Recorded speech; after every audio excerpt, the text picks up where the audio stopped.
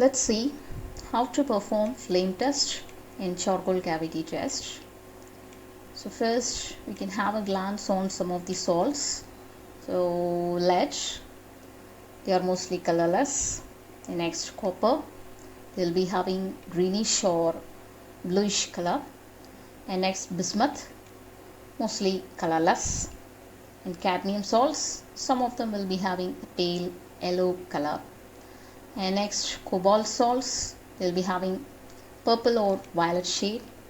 And next nickel, they'll be having green color. And next manganese, most of them will be having pink or buff color. And barium, mostly colorless. And next strontium, also mostly colorless. And the last one, ammonium, will be colorless mostly. So now we can move to our flame test. So first the things we need: platinum loop,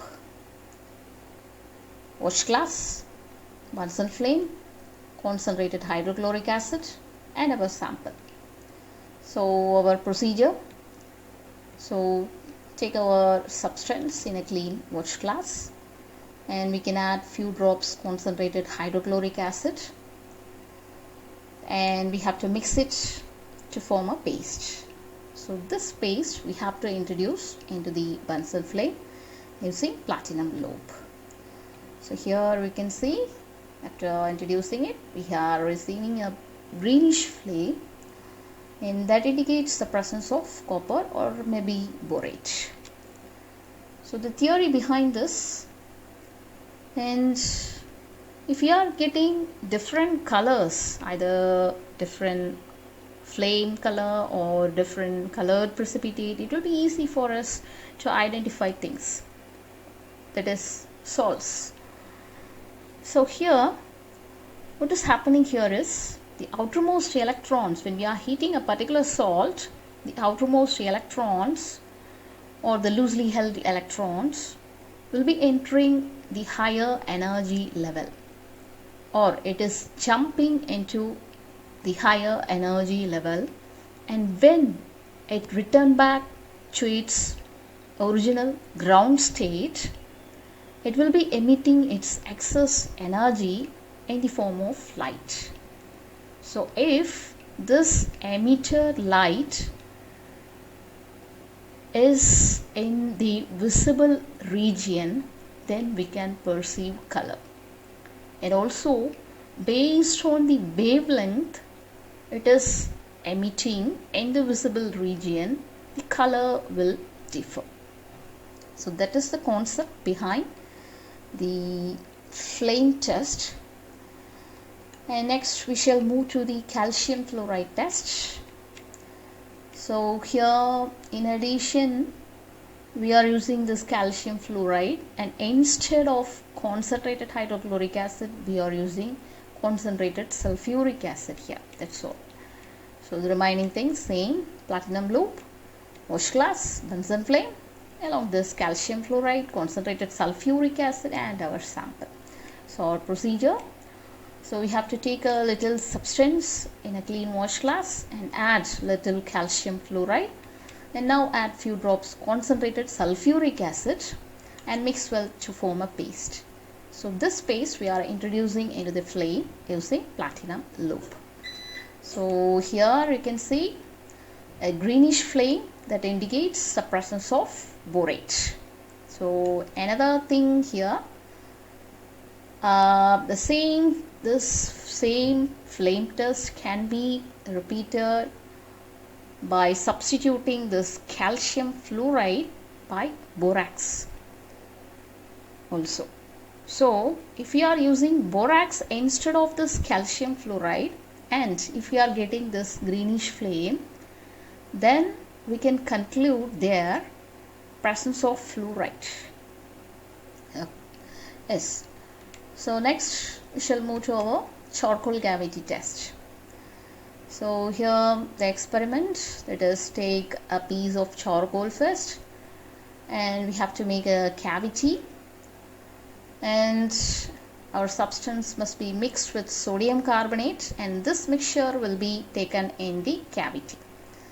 So now moisten it by adding 2 drops distilled water. So after this we can heat it in the reducing flame by blowing it using blowpipe. So we can see the color of the residue yellow here, and when it's cooled its color is changed to white. So this may be the presence of zinc. So now here the concept behind this charcoal cavity test is, if we are heating our substance with sodium carbonate, our substance will be converted into its respective carbonate, and it will be decomposed to form the respective metal oxides, which imparts different color. And based on the color we will be identifying the metal salts. And here another thing is, this metal oxide can undergo partial reduction also back into its elemental form, right? So we can see here some of the metal salts, that is magnesium, barium and strontium. They are not imparting any specific color and they will be remaining as white residue. So in this case, if we are getting only a white residue, we can move to another part, another experiment, that is cobalt nitrate. So here cobalt nitrate test procedure, we have to consider the white residue that we have obtained when we are performing this, when we perform the charcoal cavity test. And to this white residue we have to add cobalt nitrate solution. So after adding this, we have to again heat it in the residue reducing flame by blowing it using blowpipe, and here now we are getting a color. So after heating with cobalt nitrate we are getting a color that is green, and this indicates the presence of zinc. So here when we are heating this cobalt nitrate, it is being converted into its respective oxide. So this cobalt oxide, when it is mixed with the metal oxide that is present in the white residue, it will be forming a double salt here. So here zinc cobalt oxide is formed, and this mixing, this formation of double salt with this cobalt oxide will impart different colors.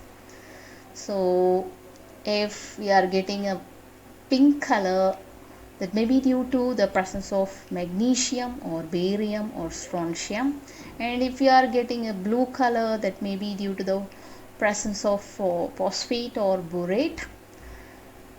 And that is the concept here. So the thing is, if we are getting a white residue in charcoal cavity test, in order to characterize the particular metal salt, we are moving for another test, that is we are continuing another test, that is cobalt nitrate test. With cobalt nitrate or cobalt oxide, it is imparting color.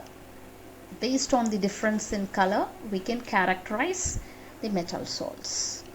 Thank you.